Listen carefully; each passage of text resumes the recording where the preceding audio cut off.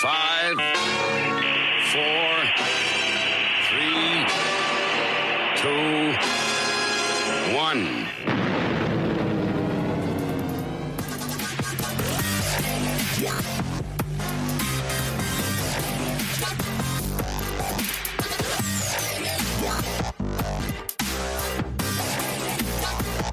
Everything's under control. Situation normal. Right. Hello, welcome, bienvenue, konnichiwa. It's time for the Amish Inquisition yet again, episode 170 on Sunday, the 7th of February. Je suis Amish Phil. Amish Ben. Je suis Mathieu. Oh, God, a shit The intro. dwarf, the cripple, and the mother of madness. How on earth are we doing? Well, we haven't got a guest. I would normally say Yeah. tonight's guest Is he's strapped in. Trapped in some sort of polar vortex in Wisconsin. That's the worst. that's the worst kind of polar vortex. Comms are down. Yeah. Comms are down, and you know it's serious. They've had a lot of snow, so he's had to pull out at the last minute. Ugh. Yeah.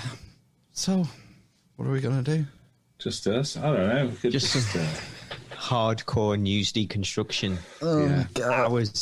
Hours of it. deep dive. Yeah. Phil keeps promising a deep dive into something. Wasn't that the WEF? World Economic Forum. Is that what you said? Is that what you're weffing about? Yeah. What's up, Ben? F off. WEF off. I don't know. I don't know enough about the World Economic Forum. No, I tried to Phil's- join. Are you join it? It's not. There are like the little podcast. kind of Hitler Youth type groups you can go to. These little subgroups that you can join. I'm not old. I think we're maybe too old for that. Oh, okay. Do you not think? What are they called? Like young changes or something? Young Economic Forum. Youth. I don't know.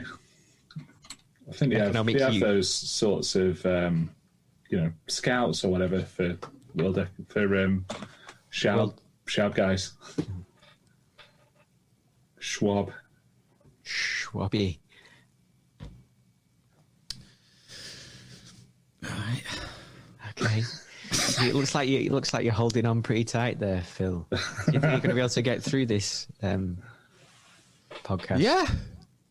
Is it like It's fun, isn't it? Why are you having to hug your tits then? are you experiencing G-forces? Yeah. Yeah. That's it. Stroke your belly. I don't. Do you know? I don't stroke my belly fur anymore.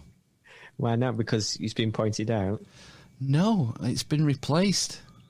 Yeah. Stroke your beard, do you?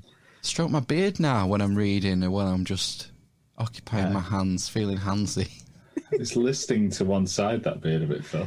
I think I know. your favoured twirling side is pretty obvious. I must sleep on the right side of my face. I think I sleep on the right side of my face every night. That's where I got a wonky beard. Yeah. Don't know how we got onto that. How long's your list? It only looks like half a page. It's 4 pages. Okay, that's good. That is good. I'm pleased. It Yeah. pleases me. Have we got any new tat recently? What kind of tat? You know, the desk tat or any new memorabilia you want to show us? Got Ron. I've seen him. He's been there since Christmas. Ron for Christmas. Ron. No, I've not Right, Ron, bought. man. I've been good actually. I've not been looking on eBay and buying stuff. I decided I want to try and reduce the tat for and make room for just select pieces. Wow. Okay. Select pieces of tat.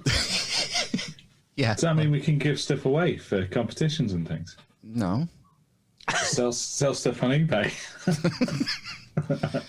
No, it's all stuff of no value, isn't it? So Oh, yeah. I'm just keeping my eye Bet you out. could get some money for handing carbonite. That's fucking priceless. I know, exactly. That's what I mean. It's fixed to the wall, that's the only thing. Did you ever finish it? No, I've not finished the control panels. No. But I right. can't sell it because it's actually built into the wall. Just sort it out. Get a jigsaw. It's part of the superstructure. It's part of the wall. I would have to...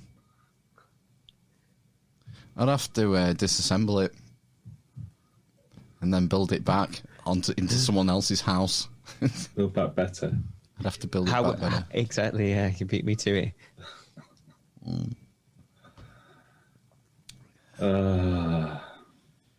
Well, I don't know why I feel like Phil looks for some reason. I think it must be catching. You haven't got the COVID, have you? No, I'm doing all right. Good. They've expanded the symptoms, haven't they, recently? To include To what? to include headache and runny nose. Oh, Maybe I do quite have often COVID. have a headache. Yeah, it's Just, well, that's like, every cold going. What is it now? everything. Persistent Short-sightedness. cough. I already know. Yeah. Beard. Hat.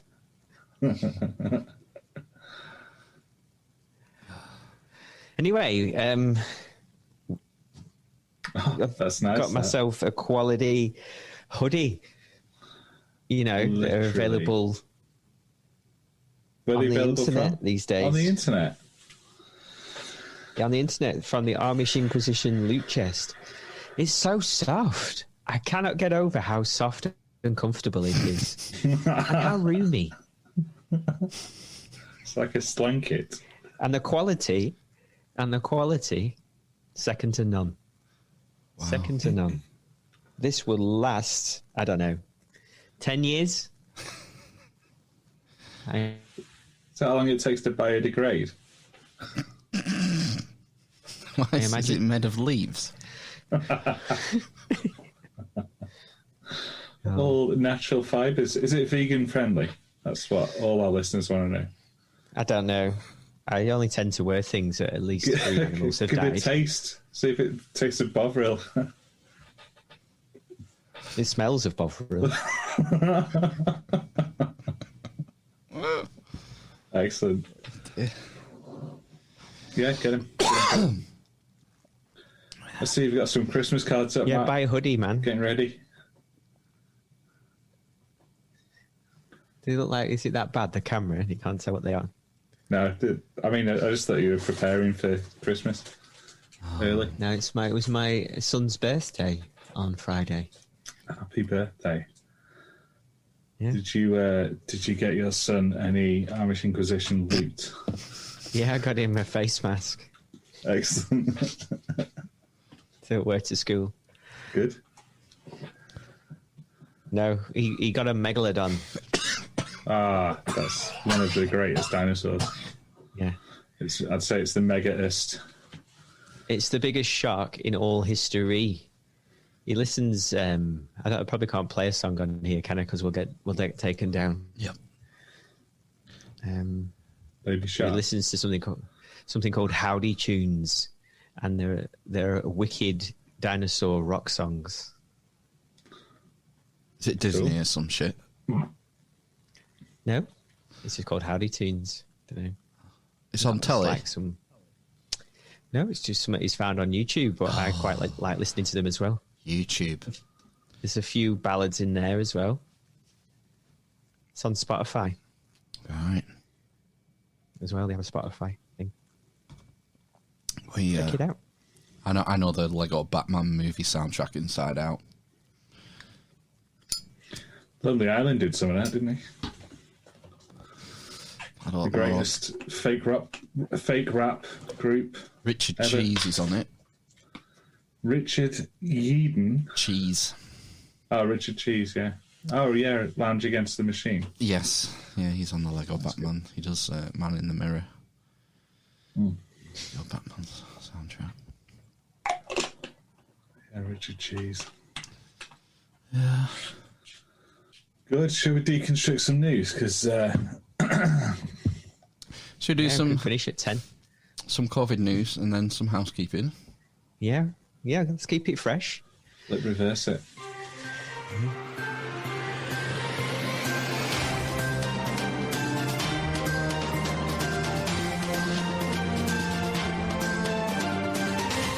COVID-19 news. Put on your fucking muzzle if you go to the shop. The magic vaccine. A big fat shot in the ass from hell. Oh! You know, it's just, super painful. Like a judgment day and terminating mode, like. More lives this year than any other year for the past 100 years. 2 million people have to die. This is such a crock of shit. This is Smelly Pickering! Who the fuck's that? Yeah, me! People have got to understand vaccination is going to be, in the end, your route to liberty. Have you heard of Dr. John Campbell? Soup guy? No. Oh, no then. Is that not? It sounds like someone who's out of a Terminator film or something. Yeah, Dr. John Campbell, the Skynet engineer.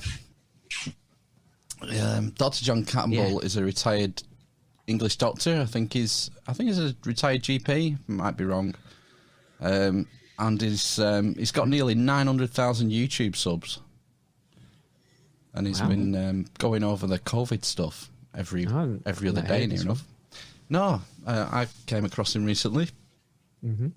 And he's mainstream, pro-mask, pro-lockdowns. We should lock down hard. We shouldn't be considering exiting a lockdown right now, etc. Right. And he did a video on vitamin D this week, which we know a lot more about than we used to after the other week. Absolutely. So let's hear how he starts. Welcome to this talk. Now, the vitamin D saga goes on. More and more evidence is emerging, and I'm going to look at some of that today. And yet governments around the world just seem to completely fail to take it on. What is going on here? I mean, there can't be some international global conspiracy. Yeah, I don't know. I thought that was quite funny. Cognitive dissonance won't let him even entertain the idea. He's already ruled it out before he's even considered it. It can't be. What's that? Vitamin D? It can't be a global conspiracy. The whole thing? Just what he said there. Right. Well, okay. It's probably weighted on the balance of evidence. Maybe, yeah. But it can't be. It's not. He doesn't even entertain the possibility. His worldview won't allow it. It'll hurt his head. If he thinks about it. Okay. That's just what I think. Anyway, I'll go on to clip 2. And governments really don't seem to have taken this message up. The UK government's giving out 400 international units of vitamin D to vulnerable people, which is a minute dose and probably won't be enough to make any difference. So why is it not being taken on seriously? It really is a strange question. You can understand the pharmaceutical companies not pushing it because vitamin D is dirt cheap, actually, and they can't make any profit out of it. Now, we don't condone that. But really, why governments aren't taking it up and why international guidelines aren't changing is really a mystery. Yeah, it's a big mystery to him. But it can't be a conspiracy. He can't see the link. He's just said what the problem is. Vitamin D is too cheap. All right. Okay. No one can make any money out of it. Yeah. Why the governments and the world organisations can't get... Well, why can't they? What's the number one lobbying interest in the world? In the world? Pharmaceuticals. Yeah. It's bigger than utilities, bigger than energy. Even oil? Yeah. It's the biggest. I'm quite surprised by that. It's the most powerful, more powerful than banking. Really? It's a lobbying group, yeah. Well, they spend more. Wow. That's news to me. And they spend a lot on media as well. Right. More so in the United States, but like all the cable news companies, the number one donors are pharmaceutical companies. They have advertising over there as well. Yeah, so I was just going to say, you're allowed to advertise for your like antidepressant tablets and stuff, aren't you? Things like that. It shouldn't be too hard to convince like one population, so a small town or somewhere, to do a pilot study off their own back and just take 4,000 units of vitamin D a day and see how they fare against the rest of the country. That would yield enough evidence to say, look, this town has much less or much more or whatever the outcome is, and the only change is they're taking 4,000 IUs of vitamin D. The only issue now is surely it would be easier to set that up than a global conspiracy. Who's going to fund it? It's so cheap, it doesn't matter. I could fund it. You could fund it. How much is vitamin D? Dirt cheap. Let's do it. There's a bit more involved, I think, in publishing a study. But, I mean, the point is, it's been done. It's been done in Andalusia, in Cordoba. It's already out there. We saw the data from that, didn't we? Yeah. Can't make money out of that. And the fact... You need more evidence, Yeah, it's the 2 jabs. 2 jabs are better than 1. And a yearly booster, remember? Yeah, well, this is the thing. It's the variant talk now. It's going to be every year, isn't it? Minimum. Yeah. You're going to have it. Because, they're only not making a profit, the pharmaceuticals, during the pandemic. The money they're going to make is after, when everyone has to have this jab every year. It'll be like flu. It'll be open to those who... It'll be recommended to those who want it, basically. And it'll just be another revenue stream. Or you will have to have an app on your phone with your vaccination record on it, and you won't be able to go to football matches or in bars and stuff if you haven't had it, or leave the country. They'd have to give out free phones, I think. I don't know. Why? Well, because not everyone has an Android or an Apple phone. And if they put it on your phone, then it's a requirement. They'd have to have some sort of national record that was open to your football stadium security or whatever, and they'll take your name or whatever when you buy your season ticket or your gig ticket. Yeah, there'll be ways around it. Technical ways around it. Yeah. That's the other possibility. Or they'll just treat it like a flu, and we'll just everyone will just open up again, and we'll stop testing for coronavirus as much, and you'll just get this annual jab. I'm not convinced about that, to be honest. And they've pushed it a bit too far now for that. Well, we'll see. Anyway, he goes through some of the studies, this John Campbell, showing the positive outcomes, etc. And then I've got this last little clip. Oh, it's on the next page, I think. And we've looked at evidence before that indicates that taking vitamin D daily or every few days or weekly is better than taking it monthly in a large bolus dose. It seems to be absorbed. So relatively small amounts on a regular basis seem to be a good idea. So at the moment I'm taking about 3,000 international units a day. Those kind of levels in winter in the Northern Hemisphere, that's what I'm taking.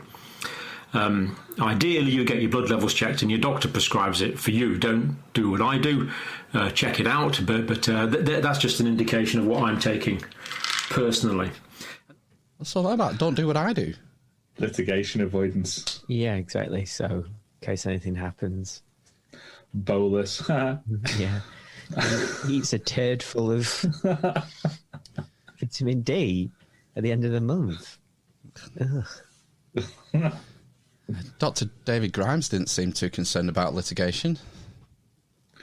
He's old. Yeah. What? He's old and he was on a platform that's probably not seen by 900,000 subscribers. Hedged his bets. Oh, hang on, he was on Ivor Cummins' podcast. Yeah. Ivor's got over 100,000 subs, I think. I think he's more convinced, isn't he, of the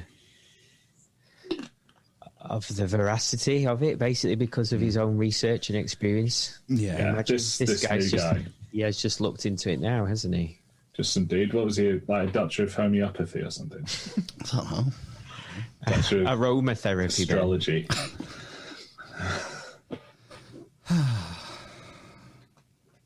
The Stasi have been out in force this week. Stasi. Oh, Stasi. Lancashire Police. Is this the WEF again? No, Lancashire Police busted up a birthday party in Ormskirk this week. I saw that at Chill. Oh, is this right? Yeah.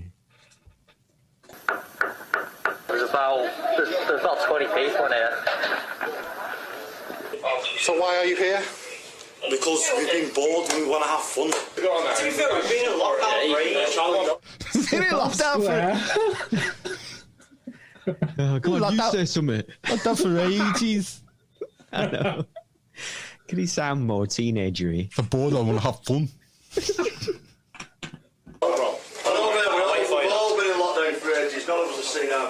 Did you organise this? Pardon? Did you organise? Like, it was just supposed to be a little gathering and word got about without even... Oh no, yeah, but a little gathering's not allowed, is it? Well, how do you expect a 20-year-old girl to take £10,000 for this? Well, you should think about that before you threw the party. Fuck's sake. 10 grand. Just add it onto the student loan. Yeah, 20-year-old. 10 grand fine. Fucking insane. 800 each, I think, for the attendees. I think there was 9. I don't know. I think some of them might have scattered. Scatter!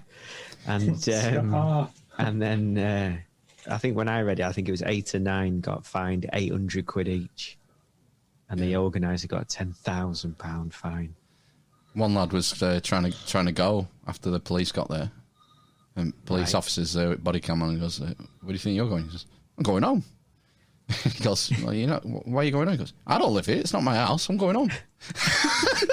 No, don't work like that, mate.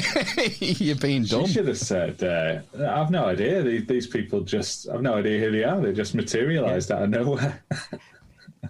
You just have to say there's been a rape. Like Ricky Gervais in The Office. Isn't it the whoever lived there wouldn't have owned the property, would they? Because it was student halls. So, I don't know this place. Mm. I'm occupying it at the moment. Doesn't matter. These other people doesn't matter who owns the place is irrelevant. It's organise an event. I just think she could have fought a bit more with fuzzy logic than just cave in. Would have made for a more interesting soundbite. Yeah. How many police officers turned up? Like loads, 5 or 6 or something. Well, I saw a handful, 3 or 4 maybe. So that's quite scary, isn't it, for a 20-year-old? Yeah, and probably smashed though. Yeah, a little bit pissed. Having fun. Yeah, but then you just start to panic, don't you? Oh fuck. Mm. That's the thing, isn't it? And it's just a bit. Ugh. Come on. What? Just break it up. Don't have to fine them, do they? Move along. Would that not mean more people did it? Well, probably. The fines there is a disincentive. I know, yeah, but what's the alternative? Like kneecap? Just let people make their own decisions. I think. Really. Yeah. That's what it comes down to, doesn't it? Where's the money go? Just out of interest. The Exchequer. Well, I mean, there's what are we up to? 885 billion. Is that going to pay the furlough then? Yeah. The furlough, no. Put the fines up to 500 million per offence, and we'll pay for furlough overnight. It's insane. Bonkers. She won't have to pay that 10 grand. It'll be on they'll go to court or whatever, and then she'll have to pay £20 a quarter for the rest of her life or something. I mean, it's the weird ethical thing. Like, you think about it, and it's like, you know, if they did end up spreading COVID round and it killed someone that someone knew, but then how would you ever know where that person caught the virus from?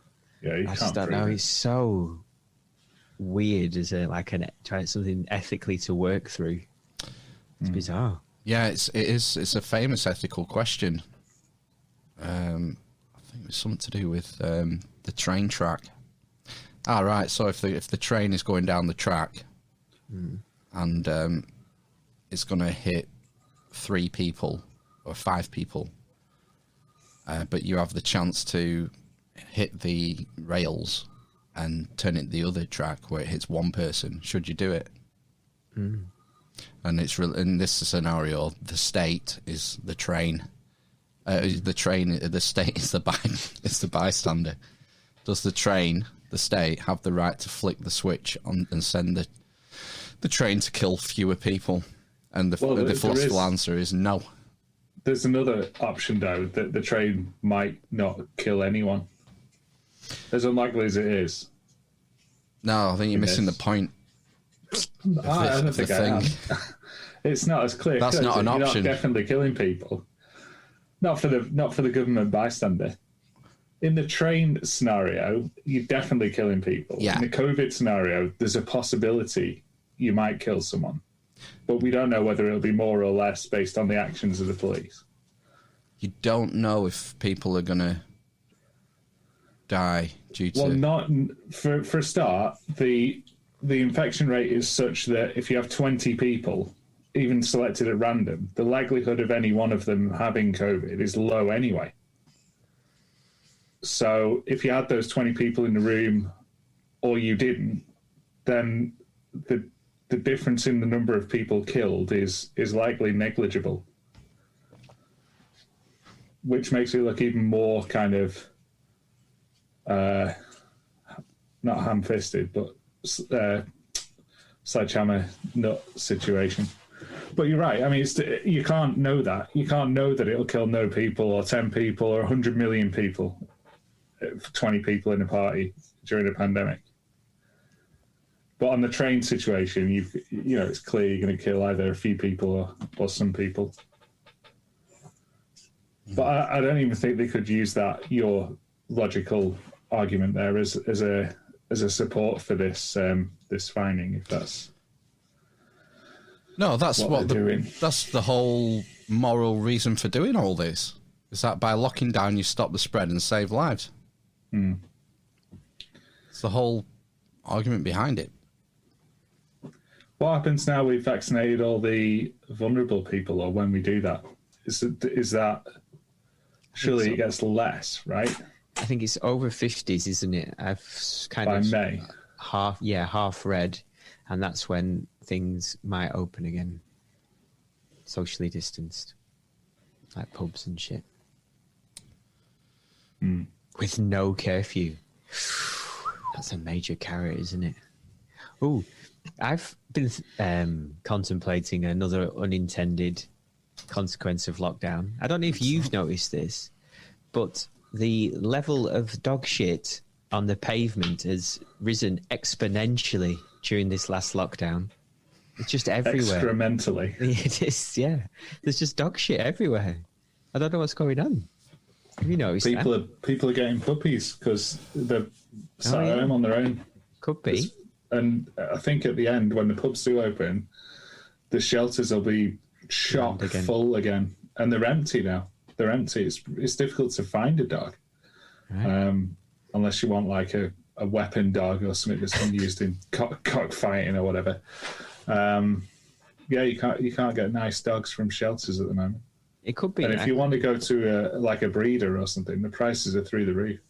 Yeah, my wife said that. So the prices of dogs have gone up because demand's gone up. So if neither of you noticed an increase of dog fouling? Higher quality of resident around these parts, I think. Must be. Yeah. Just everywhere at the moment where I live. Everywhere. Massive ones, small ones. What about crushed ones. the old white crumbly? You sure it's dogs? Well, Mothman. Oh. Foretelling. Mothman's excrement. Right, anyway, moving on. I think we've covered that now. Yeah, all right. Do you know what I was wondering the other day about the COVID? You know, the death count. Right. When's it going to get reset? Because we usually reset them in January. I don't think it will. Yeah. It'll go on ad infinitum. Yeah. Until, we're bored. Sufficiently bored and the government's gone on to something else, basically. It's decided that it's over. Because that's when it's going to finish, isn't it? When the government decides. Can we vote for it to finish then? No, I don't think so. There's no election, is there? No. 4 years. Yeah. Are they still counting excess deaths? That's an ongoing thing. So once excess deaths are normal, there are no excess deaths, but there might still be 500 odd COVID deaths a day, or 300, let's say. What would they do then? Is that because obviously 300 COVID deaths would ordinarily be a few months ago something to be worried about. Well, we would be told it'd be something to be worried about. But if that's not excess death, then is it a problem? Problem is, excess death is going to go up anyway over the next few years due to suicides, drug abuse, mental health, cancer, heart disease, strokes. All these things are going to go up. Asteroid strike. Just general health of the population has tanked, hasn't it? Mm-hmm. And things are being cut off. I saw someone at dentists are warning about mouth cancer now. Going up. People aren't going for checkups. They can't. You can't have a checkup, can you? They've been cancelled. I've been to a dentist in lockdown. Mine was cancelled in September. Yeah, mine was cancelled in September. I had a crown fitted not so long ago. Are you private? Yeah. Well, there you are then. Is it NHS that's locked down then? I'm NHS, yeah. Sorry, mine was cancelled in about September time, and it's been rebooked for April. Oh. So why have they only locked NHS down? I don't know. Save the NHS, save lives. Yeah. But, as far as I'm aware, my private dentist hasn't keeled over. No, I mean, they're not state funded either. To a degree. Hmm. It's indirect, I think. Did they get any state funding, private dentists? Private? No, I don't think so. I don't think they get any subsidies, right? Do they?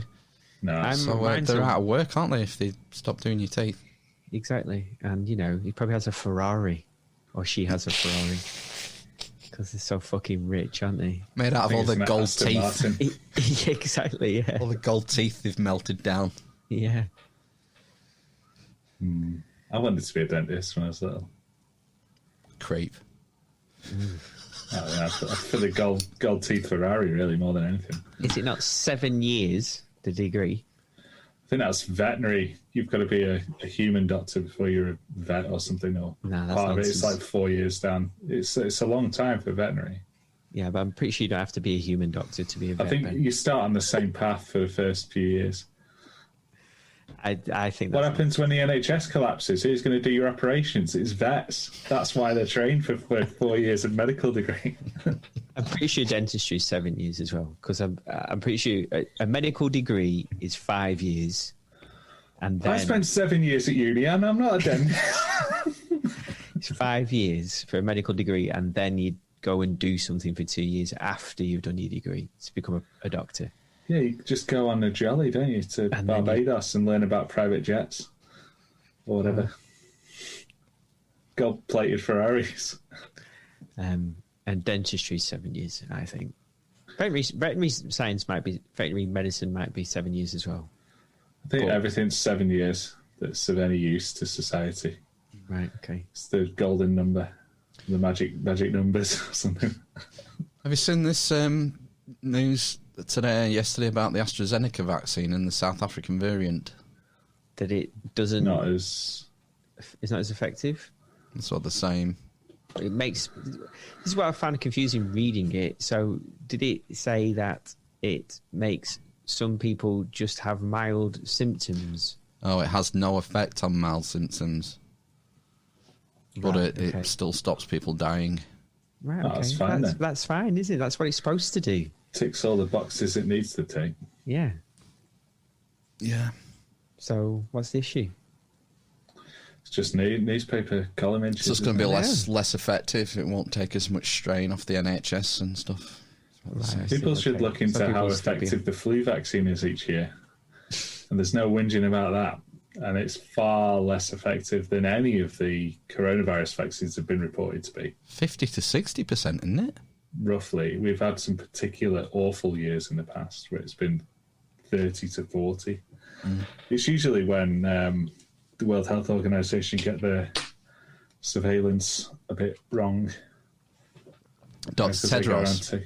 Well, we're going to have... I say we. I don't know. I've not been in the game for years, but there's going to be issues next year because there's not a lot of flu happening this year because everyone's not, going out rubbing up against each other. Really? So you're buying that? You're buying that it's the lockdown that stopped the flu this year? What else would it be?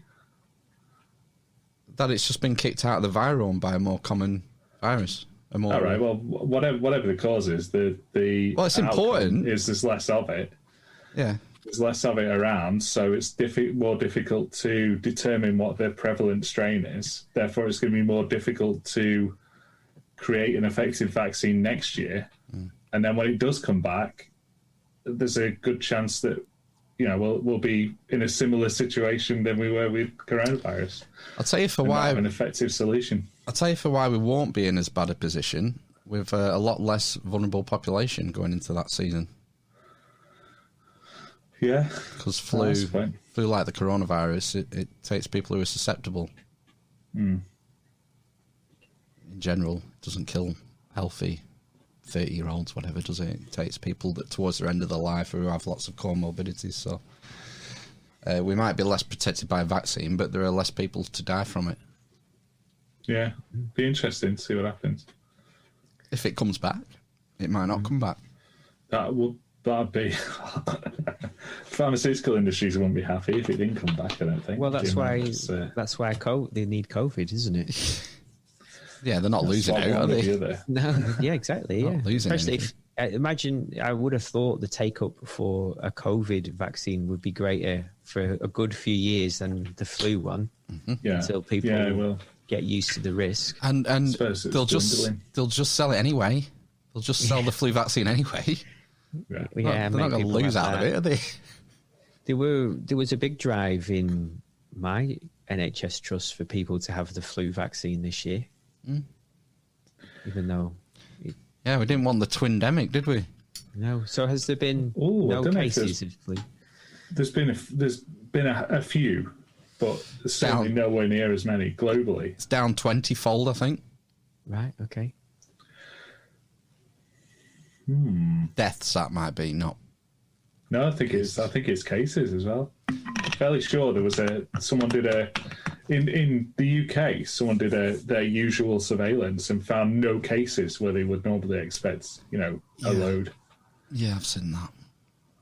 Which is, I don't know. I mean, there is an argument where you could say, well, if there was a big drive for vaccination and people were worried about COVID, and the uptake of the flu vaccine was huge, which I've not seen any figures on that. But if the uptake of the vaccine was huge, then you've got a situation where potentially it has been got rid of. But there's thousands of different, again, variants of flu that would potentially need vaccine changes to be effective against. Yeah. So it's you're fighting a losing battle, really. With all this stuff, it's best to Well, we can't keep ignorance is bliss, isn't it? I mean, all these sorts of things have been going on for as long as we've been here as humans. Oh, they predate humans, don't they? Viruses. Right, exactly. Yeah. Yeah, we've stepped in, invaded their zone, environment. And, I don't know. It's weird.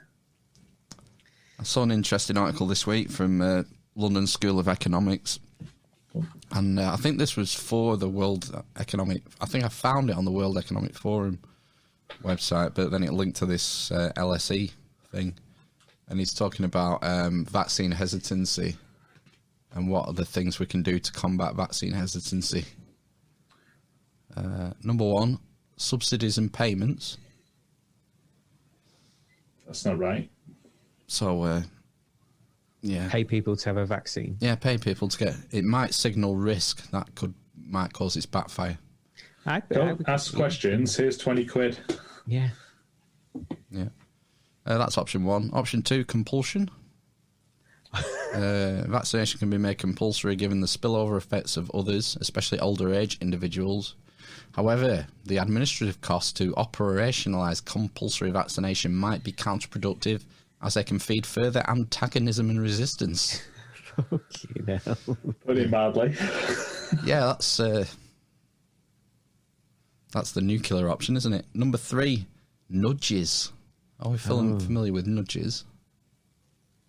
You know, the government has a nudge unit. It has a nudge unit? A nudge unit, yeah. And it's this psychological thing of nudging, trying to change behaviour in the society by gentle nudges. Nudge, wink. Say no more. Nudges, both positive and negative nudges, can be considered above and beyond other policies, influencing reference points and vaccination framing. Changing the narratives of vaccination so individuals that refuse to vaccinate understand that default option is to vaccinate can make a difference. The same, do you remember donor cards? They changed it so that you had to opt out rather than opt in. That is a nudge. Yeah. So I've actually done that though. Yeah. Yeah. Oh, right, okay, I didn't know that. Yeah, if you want to keep your eyes, you have to opt out. I thought they were saying they were going to do that, but they never did it. Has that been done? Yeah. The role of celebrities taking up vaccine and promoting them is important. Experimental research points to social nudges that reward vaccination, portraying it as a pro-social behaviour. So, it's a good thing you're doing it for the community. It's a selfless act. That sort of messaging. Number four, conditioning. Conditioning access to certain entertainment activities or visits to publicly funded medical services or schools to having been vaccinated, or marginally changing the cost sharing for those individuals that refuse to vaccinate. So, if you want to go into public places, or that's another option. So I foresee that. Yeah, that's the most likely out of all the ones you've said so far. Yeah, coercion.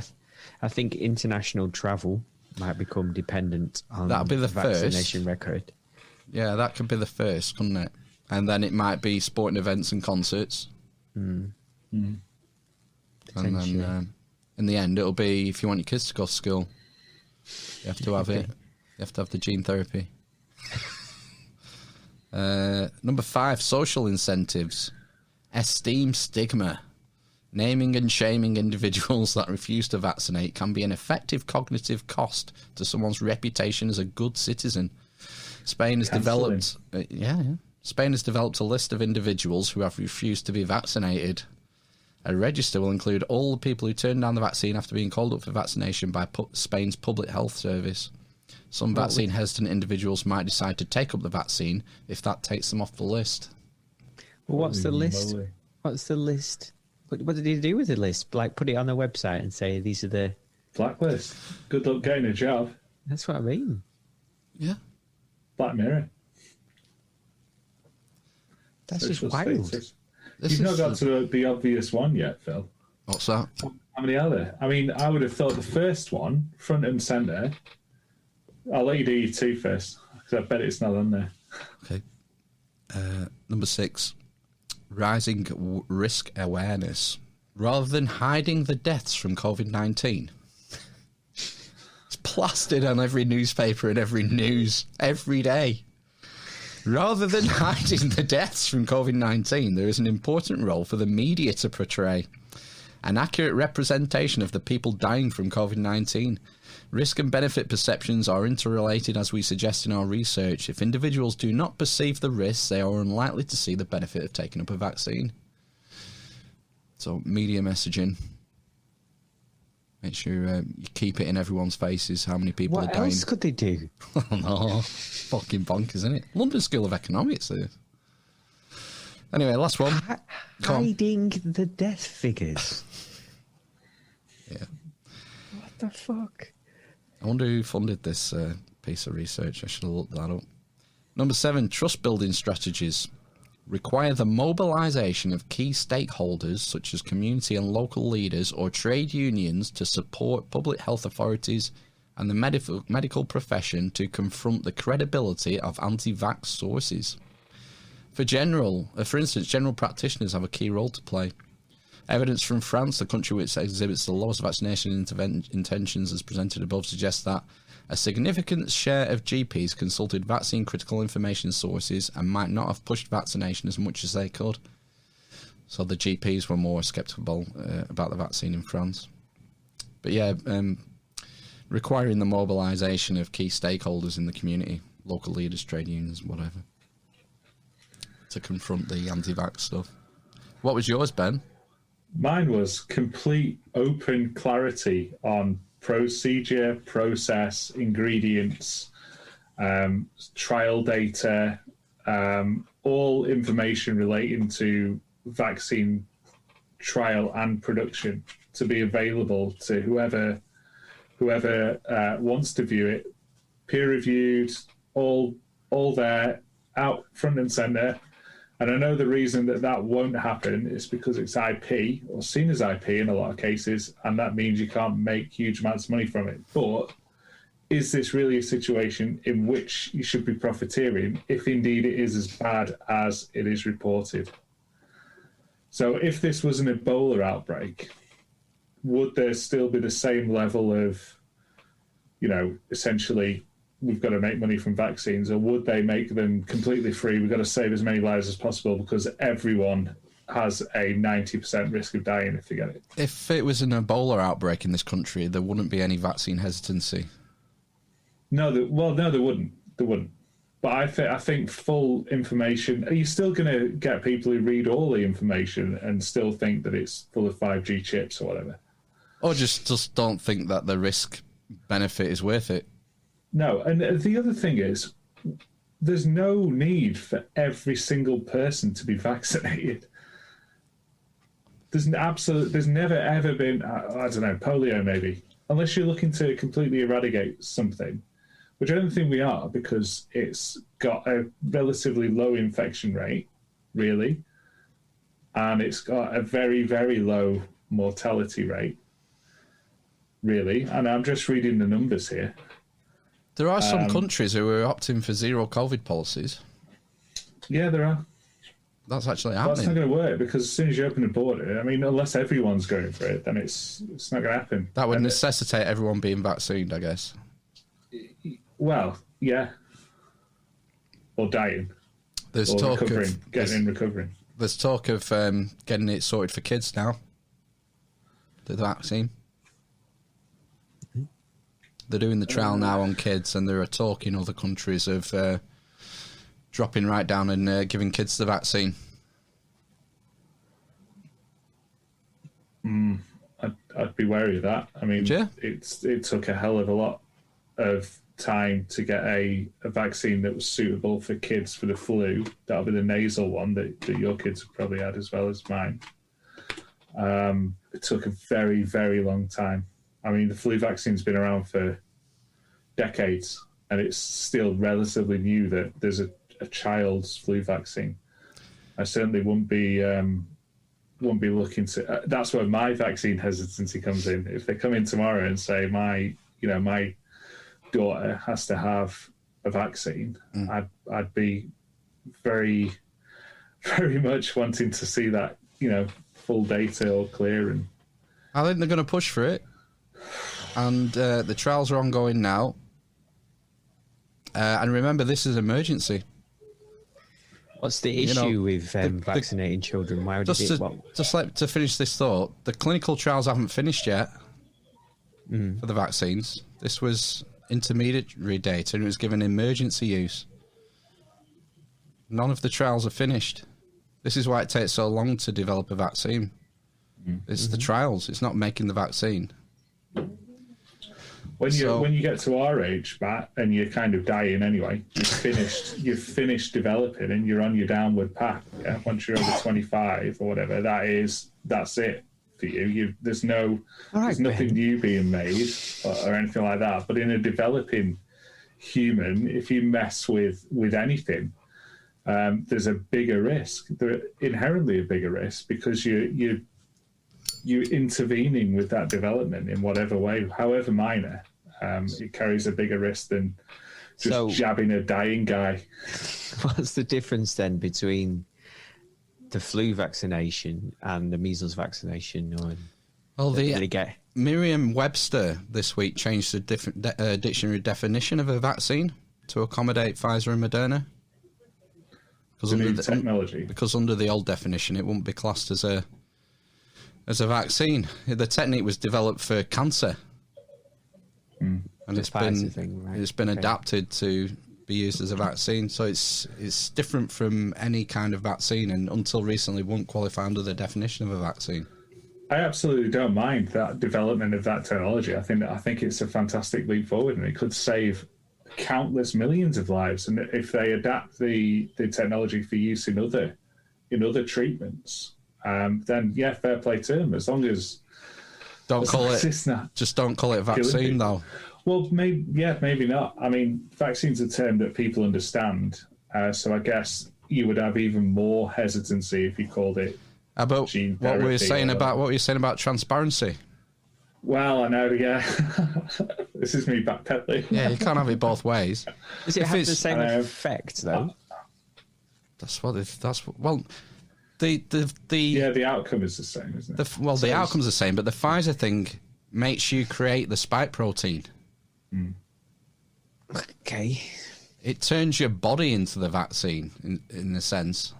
Rather than giving you the virus, it's giving you a part of a virus that your immune system responds to. It's giving you a piece of the virus, the spike protein, in the hope that you will develop antibodies against that, I guess. Yeah, whereas in a normal vaccine, you kind of get actual virus, smash it, kill it, smash it up. You just end up with the antigens that are on the outside, and then you just fill your blood with loads of antigens, and your body reacts to that. Whereas, like Phil says, with the protein, with the mRNA intervention, there's it triggers your body to create those antigens or the protein spike, and then your immune system attacks those as if it was the virus. So it works in exactly the same way as a vaccine after a certain point. And the thing with the measles is, again, down to that years of development, years and years in development, and the amount of data that they have already is enough to say that, you know, measles vaccine doesn't kill a great deal of people. I'm sure there will be adverse effects from it, and there will be a handful of deaths each year, maybe. Tragic as that is, but the data would support that it's the benefit outweighs the risks. Yeah. So, you know, unfortunately, if a handful of children die, it saves tens of thousands. It's that kind of ethical decision, isn't it? But that's the same decision that could have been made at the start of this pandemic, where 0.1% of old people with underlying health conditions are dying. Mm-hmm. Do we need to mount a response this big? That sounds harsh when I say it, but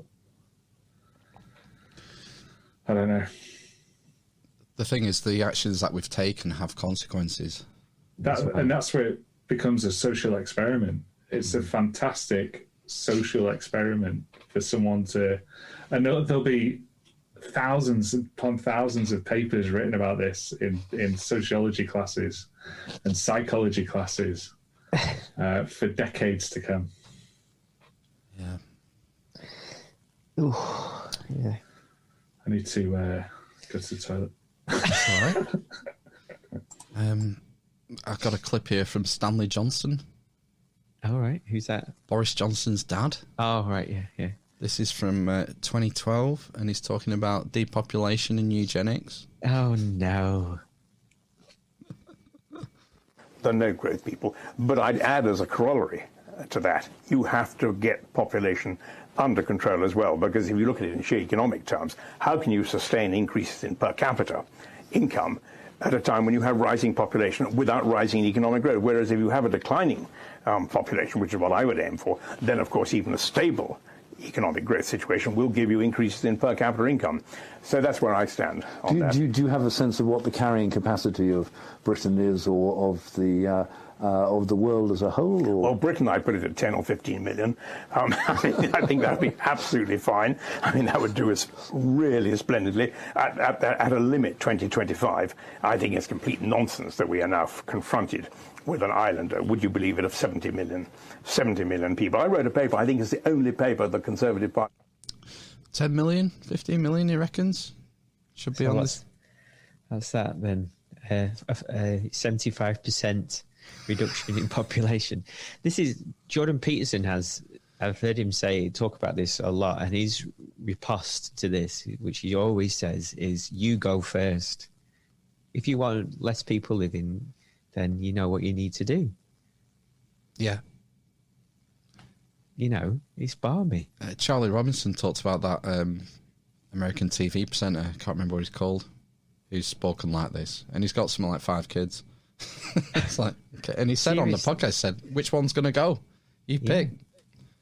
It's the same, isn't it? It's like this. It's like, you know, we say in our society, because we're wealthy and all the rest of it, we can afford to have children. And what he's meaning is developing countries, people over there need to think about having less children, don't they? That's what it comes down to. Let's see. Has ever published, and it was published as an old Queen Street paper in June 1972, oddly enough, and it was called Britain Needs a Population Policy. And you could still argue that today, I mean, right now. I certainly could. But what has happened, of course, is that we have all been, as it were, shunted off course by what you might call the rise of political correctness, because you can't talk about this now without saying you're anti-feminist, because you're telling women what to do with their bodies, or you're racist, because you're saying it's the browns and the blacks and the yellow races who mustn't have, or you're a left-winger, because you're really trying to get at the capitalist society. So it's a very, very difficult one now, and I would say that at the very least, the governments of the world have to start talking. The government of this country has to start talking seriously about immigration, because if you look at the rise in Britain's population now, you will see that, as it were, there is a really serious differential in the fertility of the immigrant population to the fertility of what you might call the indigenous population. So anyway, but this is very political stuff, not one for Guardian readers. Don't mince your words, Stanley. I know. That was back in 2012. I wonder if he has any influence on his son, Prime Minister. I wonder if he mentioned any of that whilst he was in the jungle. Oh, I didn't know he was in the jungle. He was, wasn't he? Yeah, a few years ago. Oh, yeah. Yeah, population. It all started with a book in the 70s, I think it was called. It was called The Population Bomb. I've been meaning to read. Right. And this is where this sort of thinking, a lot of it sort of reached its zenith. I mean, eugenics and population control have been on the cards for a long time. Charlie Robinson told us about Margaret Sanger, the founder of Planned Parenthood, that run the abortion clinics in the States, and she was a complete racist,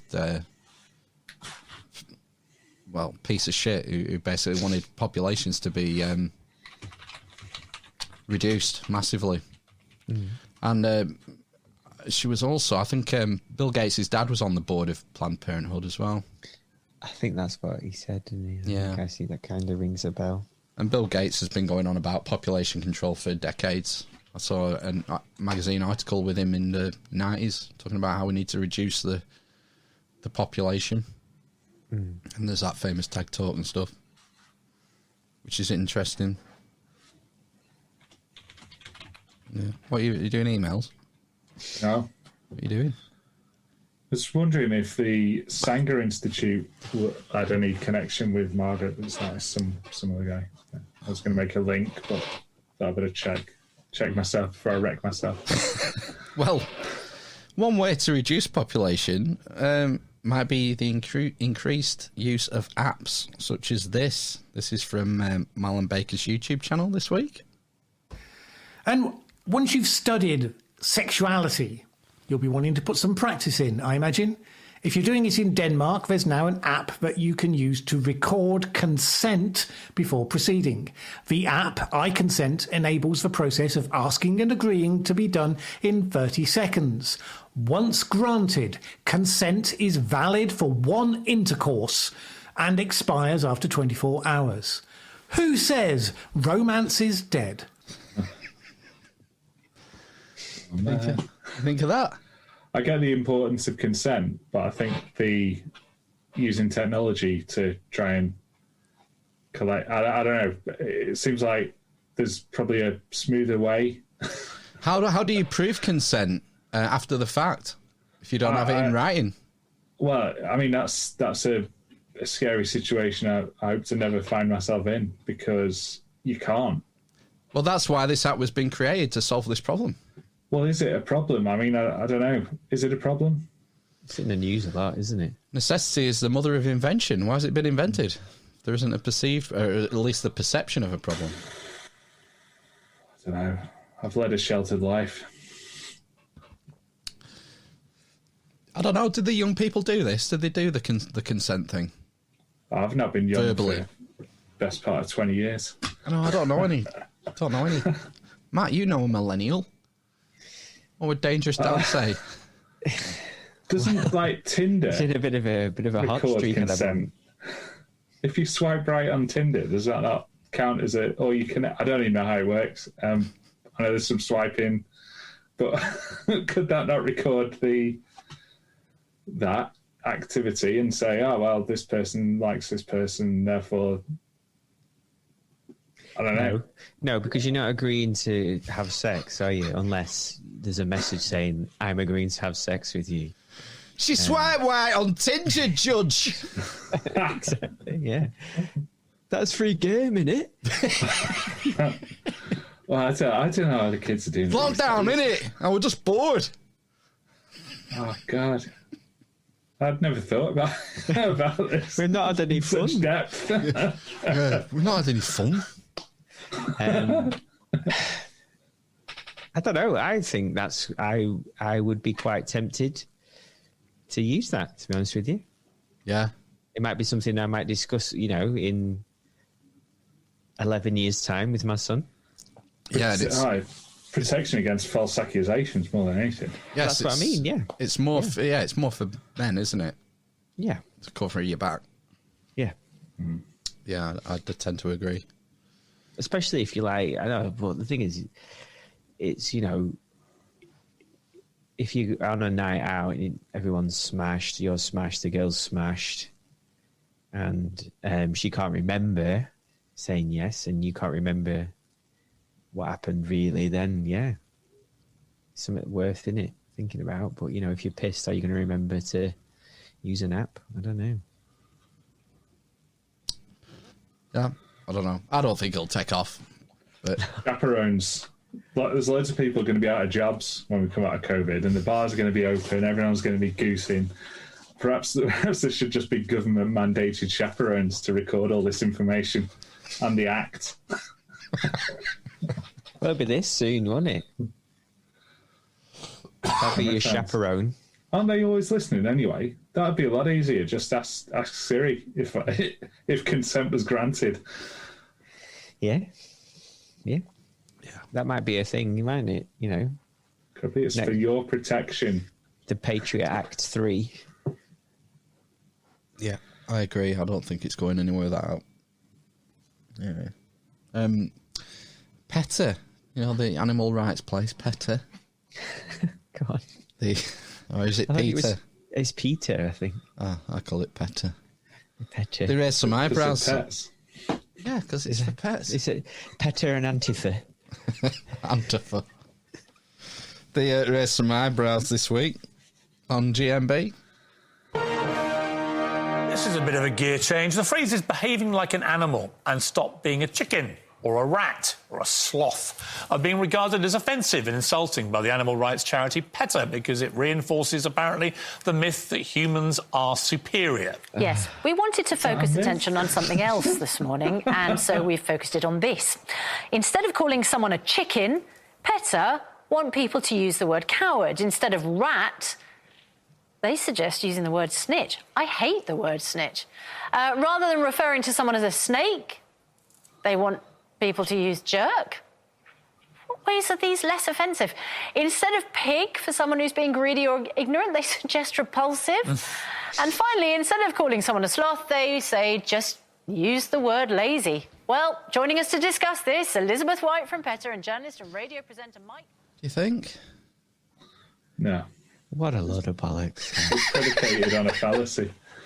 Yes, the myth. Yeah. Do you not do you consider humans superior to animals? Absolutely, in every way, except, breathing underwater and shit, flying. If they banded together and created a super animal, that would definitely be superior to humans. You think, Matt, are humans superior? I think we are superior in a number of ways. Now, it's an interesting question to say whether one species is superior to another. Now, this is it. Now, if you disagree, if you think that all species are equal, the only option for you ethically is to become a vegan. Isn't it? Yeah, but I didn't say that. No, I'm extrapolating. The thing is, I quite often think about bacon. And quite often people say pigs are just like dogs when you get to know them. And they'll like follow you around. They're quite friendly, can be quite friendly, things like that. Similarly, steak, though. Lamb as well. No, they might do if you train them. Lamb. Has anybody trained a pig, or bred it? To fetch. Lamb as well. Sometimes I think, oh, this is just like a baby. I'm just eating Lamb's the closest I think I get to. Yeah. Veal as well, but then I kind of think with veal a lot of the time in this country, especially male calves are just killed, aren't they? And I don't know what they do with the meat. Most of this is just cultural, though, because look at the French eat horses, Far East they eat dogs. Don't they in China? Yeah, and Korea as well. I'm not sure. There was a awful documentary about the dog festival they have in China. Oh, I've seen like them. Cooking them alive and stuff. God, yeah. And it's like a big festival once a year, and everyone loves eating dogs. Ugh.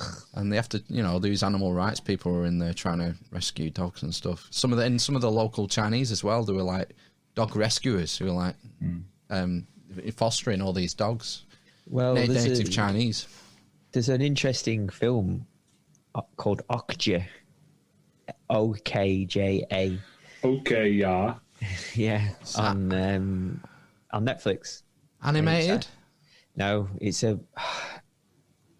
what's the guy called who directed Parasite? Is it Boone something or other? I can't remember his name. But anyway, it's the same guy, and he directed it. And it's basically people genetically engineer this animal, and it's basically done to appease like the populace because it's genetically engineered and it's fine. It doesn't have any feelings or emotions. And this girl has a pet Okja. I think she calls it Okja, and it turns out to be like a dog. It's okay, yeah. Okja. Okay, yeah. Okay, yeah. Okay, ja, German. That's where the name comes from, isn't it? I think it was an animal, though. It might be Okja. Okja. It's Korean. Korean? Yeah. Well, it's not it's in English, but didn't it get nominated for an Oscar or something? Possibly. Parasite won, didn't it? Yeah. Best picture. No, I don't know. Venison, I think. Sometimes I think yes, I'd really like to, shoot a stag and eat it. Yeah, but other times I think that's probably tight. And the reason why I think I wouldn't be very good at it is because I'd probably make a mess of the shot, and it just end up with a lame stag running around for a week. Is that? Are you referencing The Crown there, Ben? A little bit, yeah. You're trying to get shoehorn The Crown into every podcast. That's where I most recently thought about it, but it's for the same reasons. I won't want to cock up the shop. No, yeah, it's a bit weird, isn't it? I think I could just about shoot a stag and butcher it. You definitely could if civilization collapsed and you had to do it to feed yourself. That's the thing, isn't it? I could eat a squirrel in that case. Yeah. Or a rat. You have to learn what parts are tasty and what parts are poisonous. Balls. Balls, both. It's a double-edged sword. That's what I mean. Obviously. Everything. You'd be eating everything. Humans would be eating humans again, wouldn't they? You know? Okay. Of course they would. They would eventually. I don't know about that. Oh, yeah, eventually. Yeah, look at Alive. Yeah, Alive or, humans are easier to kill, classically. It would be easier to catch and kill a human than it would to go out in the woods and kill something. I imagine, yeah. Because, you can kill someone, can't you? What about if you... livestock around, though? Surely all them would go first. Maybe. Could you kill someone with your face? Someone? Yeah. With my face? With your face, like an animal. Animals... Kill an animal with my own face? Yeah, that's how animals kill, isn't it? With the face. Oh, like biting them to death. Yeah. Oh, right. Okay. No. Let's see. I don't know. Again, if we're talking like post-apocalyptic, then probably anything goes. You'd have to go for the jugular, wouldn't you? That's the only and hope that your dull nonsense teeth are going to get through the fleshy neck parts. And this is why we're superior to them, is because we can fashion a weapon and stab them to death. Tools. Yeah. Yeah, I agree. We're superior. Therefore, you can eat them. Yeah, it's decided. All right, then let's hear from the latest scientific development from MIT, Massachusetts Internet. Massachusetts Internet. Massachusetts Institute of Technology. It sounds too crazy to believe, but scientists really have taught spinach to send emails. All right, here's how it works. Let's break it down. Engineers at MIT report that spinach roots can detect a compound found in explosives, like landmines. When the roots detect the compound, molecules in the roots release a signal. That signal is then read by an infrared camera, which sends an email alert to scientists. The purpose of the experiment is to detect explosives, but scientists believe it could be used to warn researchers of pollution. The experiment is part of a wider field of research that involves engineering electronic systems into plants. It is also called plant nanobionics. Well, Phil's gone. It's because he's drinking antifreeze. Have you seen the colour of that? I mean, it's glass. It's like some kind of pearlesque blue. What was the first bit about? What's the spinach doing? Spinach sending emails. Why? About what? Saying water me or something, maybe. I don't know if he said this, but you can probably rig up a sensor to see when a plant needs watering. In fact, 100% certain you can do that. And then you could connect that sensor to a computer and get it to send an email every time the sensor is triggered. So I don't know. I don't think it's that, though, because he talks about plant nanobionics or something. Biotics. Don't know. You'll have to play it again. Yeah. Maybe just fill the air with something. Anytime, Phil. Oh, and he's back. You played again. We got distracted. Have you done it? Have you done the spinach? Plant bionics? Yeah, we've done it.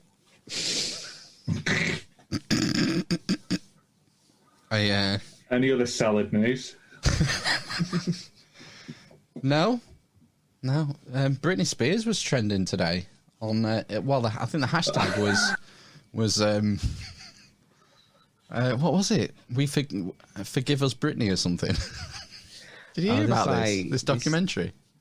Is this to do with like the conspiracy that she's been Free Britney held against her will? That was the story. Recently, like over the last few months and months. Yeah, it's been around for a while, hasn't it? Since she shaved her head.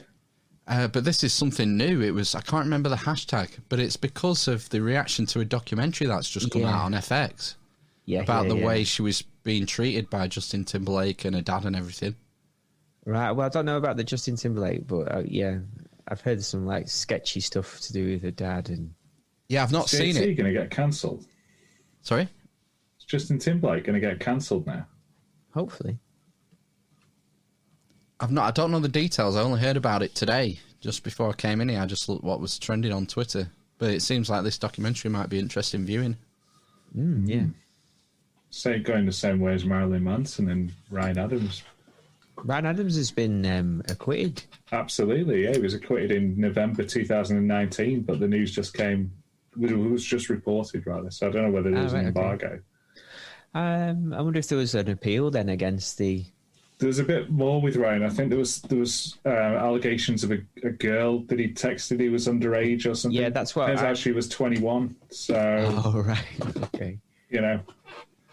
What was the accusation with Ryan Adams? That he'd been texting her, like, flirting or whatever. So he sent her a text basically saying, how old are you? Or something. Are you over 18, essentially? So that was the evidence they used to suggest that he wasn't sure that she was over 18. And then he went on to, I don't know, I don't think he ever met, or maybe they met, but I don't think there was any physical contact. It was all based around these texts. Anyway, it turns out she was 21 anyway. But then there was some, like, been accused of emotional, what the hell was it? Emotional abuse by Mandy Moore. Yeah.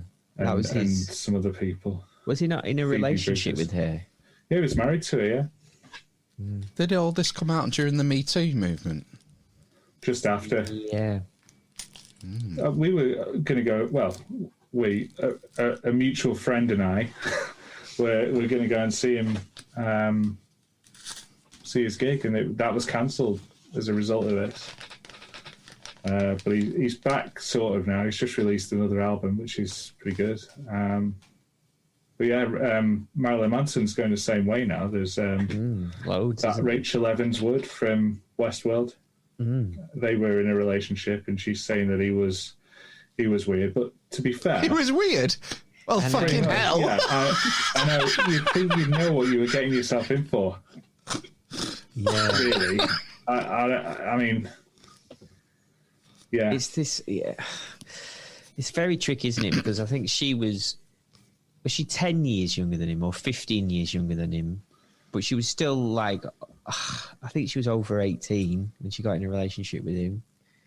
You know, I can't say what actually happened in that relationship, but you would think, you know, if you did a quick Google about Marilyn Manson and insertion, you know. Or you've been to any Leeds festival. Yeah, there would be, you know, things would come up, wouldn't they? Yeah. I don't know. And then is it then that you kind of look back on these things and think, oh, I was actually being coerced then? You know, it's very difficult, isn't it? I don't know what the right answer is with that kind of stuff. Yeah, doubly hard when it's happened a long time ago. Yeah, that's what I mean. People's memories sort of play tricks on them, and that would have been the height of his fame as well, wouldn't it? About 18 years ago, was it? I don't know. He was married to Dita Von Teese, and he was seeing her on the side, like so. Oh, really? Yeah. I didn't know. Which character is she in Westworld? The main one, the main robot woman. Yeah, the blonde. Dolores. That's it. Yeah. Right. I had no idea. Yeah, it's because we don't move in celebrity circles. We just get to hear it in on TMZ or whatever. Yeah. Anyway, should we move on? Yeah, we're going to talk about the cricket. A lot of people have been struggling through this lockdown. They've been bored and not knowing what to do with themselves and whether to get a new hobby or whatever. Anyway, if you want to inject some incitement in your life, can I recommend, or mild peril even, you might want to consider joining your local parish council. Yes. When do we plan to start? This is how it began. Yeah, I'm just in a meeting at the moment. Can I give you a call back when it finishes? A Zoom meeting that sparked a media circus. Here in Handforth, Cheshire, population just over 6,000, until now best known for its big Tesco. But the quiet facade was shattered last night. Will you stop talking? You have no authority here, Jackie Weaver. Don't, she's kicked him out. Read the standing orders. Read them and understand them. Footage of a chaotic parish council meeting emerged, lighting up social media and throwing this small town into the spotlight. The main protagonist, Jackie Weaver, not a Handforth Parish councillor, but brought into the meeting to support others. And as you'll see, her attendance was not welcomed by everyone, including the chair, Brian Tolver. That this meeting has not been called according to the law. The law has been broken. It has been properly Will you please let the chairman... Mrs. Weaver, please. A standoff between the pair ended in him being kicked out and sparked anger from the vice chair. This is a meeting called by two councillors. Illegally. They now elect a chairman. No, they can't, because the vice chair's here. I take charge. Read the standing orders. Read them and understand them. Dear me. Appalling behaviour. The audible gasp as well. After that, chaos. Where's the chairman? Councillor Burkle, we've been through this. Could I ask you to be respectful to Jackie Weaver, please?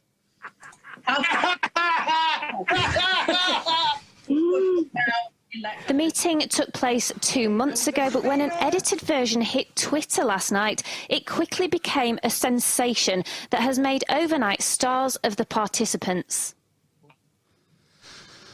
It is hilarious if you can find that on YouTube. Yeah, I should put a link. Would you like to hear the middle section in its full glory? Oh, yes. Always. Right, we'll start the meeting, and I want to repeat what I said at the beginning of the last meeting, that this meeting has not been called according to the law. The law has been broken. It has been properly Will you please let the chairman... Mrs. Weaver, please. If you disrupt this meeting, I will have to remove you from it. You can't. It's only the chairman who can remove people from a meeting. You have no authority here, Jackie Weaver. No authority at all. She's just kicked him out. No, she's kicked him out. Don't. She's kicked him out. Don't. This is a meeting called by two councillors. Illegally. And they now elect a chairman. No, they can't, because the vice chair's here. I take charge. Read the standing orders. Read them and understand them. Dear me. Appalling behaviour. Oh, my God. You have no authority here, Jackie Weaver. No, they can't, because the vice chair's here. I take charge. Read them and understand them. Read the standing orders. Read them and understand them. Read them and understand them. No, they can't, because the vice chair's here. I take charge. Read them and understand them. I'd love to know the backstory of why she was there. Are you Team Jackie or Team Bob? Jackie. I'm Team Jackie Weaver. Yeah, definitely. These just sound like just knobs. Bob can fuck off and take his vice chair with him. No, they can't, because the vice chair's here. I take charge. What makes me laugh is this is the lowest form of politics in the country.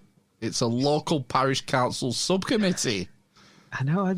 But if they take it this seriously, can you imagine what it's like around the cabinet table at the top? I imagine the pistols at dawn. It just makes me laugh how seriously they take it. So little power going to someone's head. Little Hitlers. There must be something going on though for Jackie to be sent in as a mediator and to cause that kind of reaction.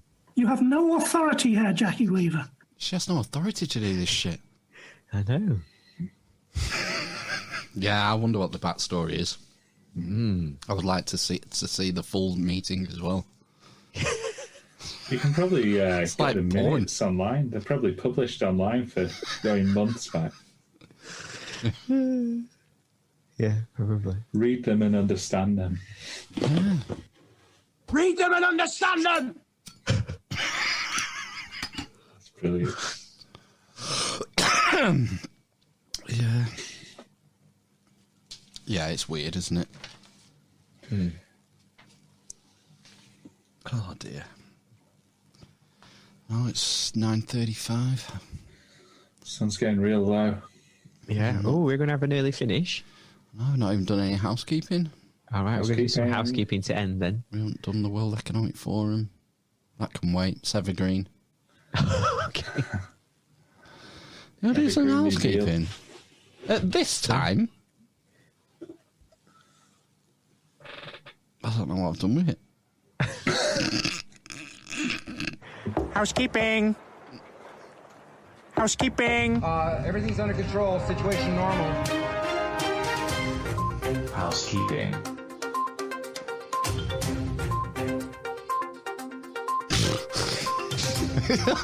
This is a value for value podcast. If you find this podcast valuable, please consider returning some value. Yeah. The ways are myriad. Can't think of any, but give us a review on a platform of your choice that we're on. Yeah. Send us a review. Donate money. Donate yourselves. You know, in time. Organs. In time. Purchase an item of clothing. Why don't you send us some artwork, original artwork that we could use as, like, you know, something. Yeah, if it's 3,000 pixels squared, between 3,000 and 1,400 pixels squared, we can even use it as artwork for an episode. Yeah, I tried and failed this week, but, you know, square. Yeah, it's got to be... Square. Oh, I was going to say it has to be sort of copyright-free. Oh, right. Original That's what I mean, artwork. if it's an original artwork. Yeah, you can do that. You can email us at thearmsedinquisition@gmail.com. Send us news articles, media clips, information that you feel needs amplifying. Send us an excellent anagram for Matt's board. Yeah. How would that work? Oh, I can't see much on there, but I'm sure people can watch and work it out. Is this going to be on YouTube? Might as well be, mightn't it? Yeah. I've been. If you can see a board, give us an anagram, and Matt can stick it on next week. Oh, it's really hard to do that board. Is it? All right, forget that then. Just give us a review and buy a hoodie. Yeah. So good. Yeah, toss us a fucking coin. Toss a coin to your witcher, oh valley of plenty. Oh, I think you're hitting the point, Phil, that coin to your witcher, oh valley of plenty. Cut a grape. It really bothers me. Feces. Because I believe I have an issue in this respect. Yeah, I have an issue in the fact that we don't get enough donations, so give us some. Find the PayPal link on the website and give us a monthly or one-off if you want to support us. Right, I better thank the producers on the episode 170. Shit list this week. Gav Scott, Nomae, NosNoj, Tabasco 81, Anonymous, and everyone who bought merch this week. Thank you. You're so amazing. In your love. Because I'm literally a communist. I think I fucked it up. I've done the same thing as I did last week, you know. I'm confusing myself. They are. Yeah. So amazing in their love. Because I'm literally the best mate. And it really bothers me. I've been coming to terms with the fact that I am fucking vegan. Come here, goose, you big stud. The dwarf, the currants, the grape, the homophobe, the wind, the asthma, the corn pop cunt, the number 11, the blind man, the fallen on the horizon, the cripple, and the mother. Bunny Pickering from hell. Bring it on. I don't get ready, it never will. Oh, that's it. Good. I've been toying with the idea of live streaming again. Yeah? Wondering if it's worth bothering. Yeah, let's do it. I don't know how would we do two streams. What do you mean? Struggled doing one last First time. half and second half. Yeah. Yeah, we should do, really. Yeah. We couldn't do it all in one go, could we? No. I wonder if we get different audiences. Donald John Trump incited the erection. Probably. Probably. Let's do it. Are we going to say goodbye or just burn out? What, tonight? Yeah. Is it time to go? I don't know. Yeah. Right then. You're a lying dog-faced pony soldier. I forgot about that. What on earth? What are we going to do? What are we doing out this week? Play Destiny on Thursday. New season. Season of the... Which? Spend more money with Bungie. Well, no, I've got my 60 pounds. What do you call it? Season pass? Year pass? Season pass? Is it new season? Yeah. Yeah, Tuesday reset, new season. So what if I bought then? Well, yeah, you'll get that for free. Yeah. That's what I mean. You've already bought it. Right. I'll have to pay £8 or something. Yeah. Well, you've already paid it. I've actually saved around £5. So £5 or £7 when I figured it out. So, I mean, we play it and we hate it every time. It's going to be a fusion rifle meta, I hear. I can't operate fusion rifles. Oh, now's your time to learn. Is that why you were rocking the Arbalest last time then? It was the other one.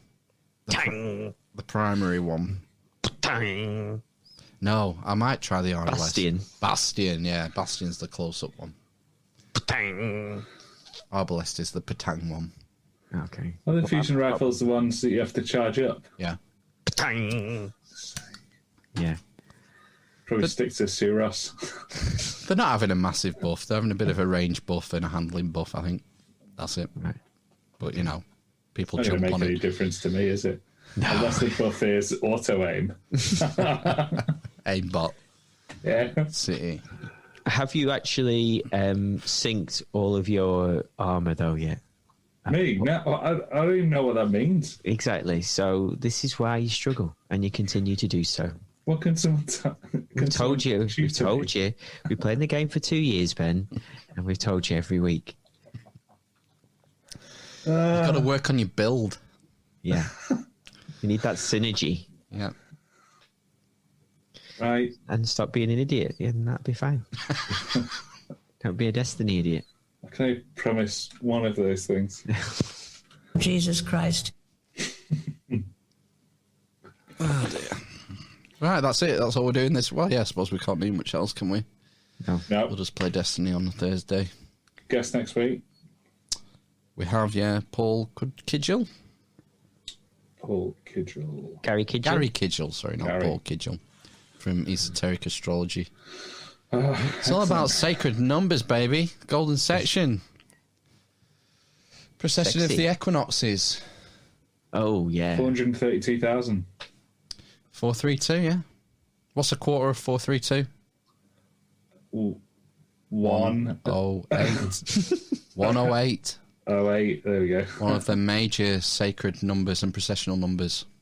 And what? No. The moon. The distance from the moon to the Earth? It's 108 miles. 108 times the moon. 108 times the moon's diameter. That's not what that flat Earth guy told us. He said it was on the ceiling. Yeah, true. Isn't that hang on a minute before we get into this. We spiral out here. But isn't the moon getting further away or closer to the Earth though? Yeah. Yes. An inch every 500 years or something. And there's no reason to believe that it won't oscillate and it won't start coming back when it reaches a certain point. Like the Earth's surface. So yeah, the moon is 108. The distance between the Earth and the moon is 108 times the diameter of the moon. The distance between the Earth and the sun is 108 times the diameter of the sun. And the diameter of the sun is 108 times the diameter of the Earth. If all that's true, which but it's true. I assume it is, it's you're true. telling me it is. Then, that's the kind of like strangeness, high strangeness that I can appreciate because it's numbers and it's maths and it's physics. It's why we have eclipses. I can engage with that. I can't really engage with the Earth is kind of in a dish. Why are you going into flat Earth? Flat Earth's got nothing to do with this stuff. I link everything to different kind of levels of strangeness. Okay. It's like that pyramid. But I don't know. That 108 thing is geometry, isn't it? And physics and all that sort of stuff, which is interesting. And I have just finished Fingerprints of the Gods, which kind of ended on that kind of bent, talking about pyramids and 432 and a procession of equinoxes and things. Well, does it? I've forgotten. It's that long since I read it. He goes into... of course he does, because he's talking about the age of Leo, isn't he? With the Sphinx? Yeah, and the age of Aries and the ram worship. And what age are we in now? We're cusping the age of Aquarius. The age of... It's been the age of Aquarius. No, age of Pisces. The last 2,160 years. This is why Jesus was the fisher of men. The fish. The love and the fishes, the Christian fish symbol. We're exiting Aquarius, are we moving into a matriarchal society? No, Aquarius was just water carrier. Oh, right. Maybe we're going to get gills. The Great Flood. Don't know. Don't know. This is where the phrase New Age comes from. The New Age movement. It depends who's running the simulation. We all know that. Exactly, yeah. Right then, to fuck off into the night. Well, we've been trying to go for 10 minutes, so... You're Semites. All right. Right, we'll go. Right. Gary Kitchell next week. Yeah, bye. Execute Order 69. Execute Order 69, dudes! Mr. Peter Bone! Like a judgment day and terminating mode, like... Read them and understand them! You have no authority here, Jackie Weaver. No, they can't, because the vice chair's here. I take charge. Read the standing orders. Read them and understand them!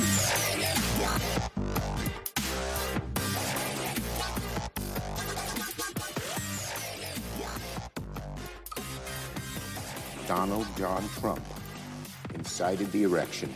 Fucking vegan.